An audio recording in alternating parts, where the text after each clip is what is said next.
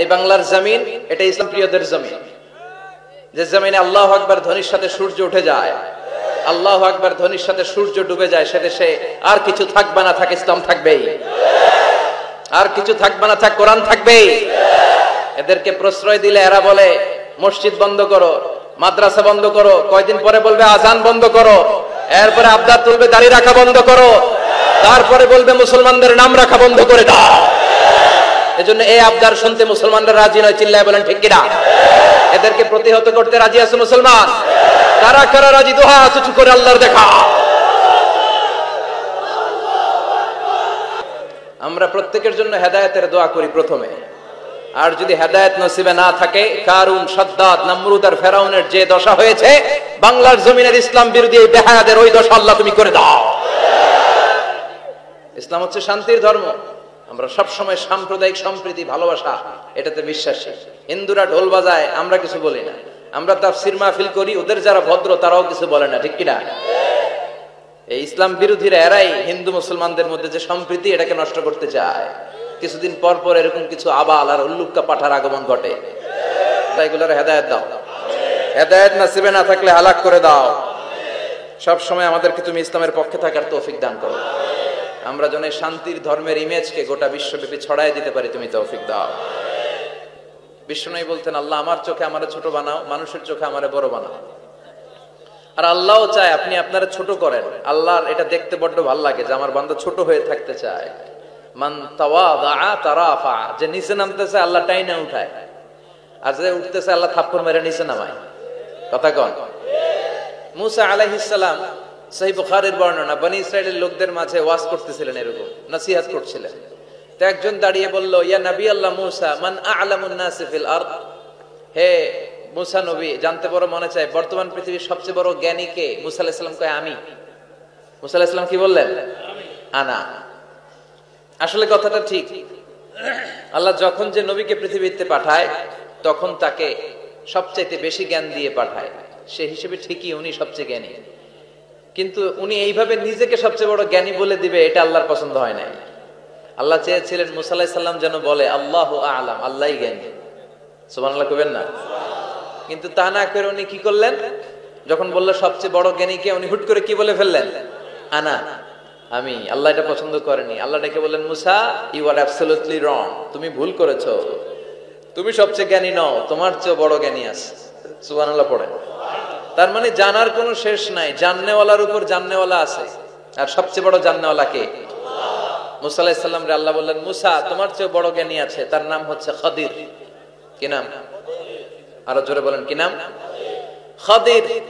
উনি কোন জায়গায় বসলে ওখানে ঘাস লতা পাতা যদি শুকনো থাকতো, ওনার বরকতে ওগুলো সবুজ হয়ে যেত, এজন্য ওনার নাম খাদির। কিন্তু আমরা বলি খিজির। আমরা কি বলি? খিজির। আল্লাহ বললেন, ইযহাব ইলা মাজমাইল বাহরাইন, দুই সাগরের মিলন কেন্দ্র, ওখানে যাও, ওখানে যে এমন এক বান্দার সন্ধান পাবা সে তোমার চেয়েও জ্ঞানী। সুবহানাল্লাহ পড়ে। তাহলে আমি সবচেয়ে বড় জ্ঞানী, আমি আল্লামা, এটা বলতে পারে শয়তান। চিল্লা এখন ঠিক কিনা? এজন্য আমরা যেন নিজেকে নিজে সবসময় ছোট করে উপস্থাপন করি, তাহলে আল্লাহর দরবারে আপনি বড় হয়ে যাবেন। কথা বুঝতে পেরেছেন? আল্লাহ আমাদের সবাইকে কথাগুলো বুঝার ও আমল করার তৌফিক দান করুক। আমরা পড়ি আমিন। কি হয়েছে ওইখানে? মানুষ জায়গা হয় না? আচ্ছা জি, ভলান্টিয়ার্স যারা আছেন তারা ওই যে কাপড়গুলো খুলে দেন। খুলেই তো দিছে, তারপরেও জায়গা হচ্ছে না। কি আর করবেন? একটু কষ্ট করে শুনতে হবে। কষ্ট আছে যেখানে, সওয়াব আছে সেখানে। দাঁড়ায় শুনলে বেশি সওয়াব, তো ওনাদেরকে বেশি সওয়াব থেকে বঞ্চিত করবেন কেন? সওয়াব নেই কোনারা, আপনারা সওয়াব নেন, সওয়াব পাবেন ইনশাআল্লাহ। কষ্ট হচ্ছে না তো? এই মাহফিলে একবারে বসে যেতে হয়, টানা হিচড়া আমি করি না। টানা হিচড়া করলে ক্যামেরাওয়ালারা উল্টায় পড়বে, এই ক্যামেরাম্যানরা। তারপর একটা বিশৃঙ্খলা সৃষ্টি হবে। এজন্য টানা হিচড়ার দরকার নেই, যে যেখানে আছেন থাকেন। আবহাওয়াটা খুব সুন্দর আবহাওয়া, গরমও না ঠান্ডাও না। কি বলেন? আলহামদুলিল্লাহ পড়ি। কোনো আওয়াজ হবে না আশেপাশে, এই যে আপনি লাগবে না, থাকেন ওইভাবেই থাকেন। যে যেখানে আছি ওইভাবে থাকি, কোনো আওয়াজ হবে না। আমার সময় খুব কম, একটু পরেই আমাদের প্রধান মুফাসসির চলে আসবে। উনি আসার আগ পর্যন্ত কিছু কথা আমরা শোনার চেষ্টা করি, শিখার চেষ্টা করি। আমরা শিখতে এসেছি, শিখতেই হবে, আপনাকে পড়তেই হবে। কোরআনের প্রথম কথা হচ্ছে পড়ো আর নিজের জীবন গড়ো, ঠিক কি না? পড়তেই হবে আপনাকে, না পড়ে উপায় নাই। যখন যে অবস্থায় থাকবেন পড়বেন।